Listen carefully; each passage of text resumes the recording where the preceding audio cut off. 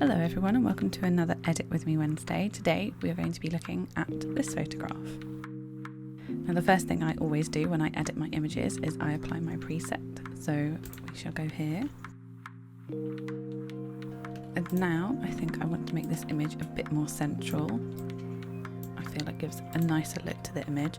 And obviously this next one, that's what we're going to be aiming for today. That's my fully edited image. So let's just make a few tweaks just to get it perfect. And I think let's brighten it up a bit here. And I think it does look a little bit on the purple side. So I want to maybe warm it up a touch.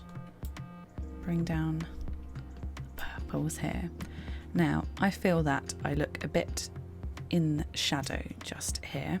So I'm going to take my brush tool and maybe bring the exposure to about 30. We'll see how it goes. I'm just going to lighten up this darker part of my body.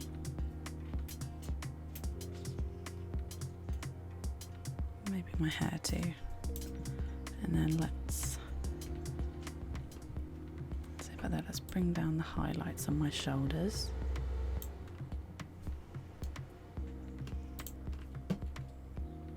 Maybe just tweaking now the tint and the temperature.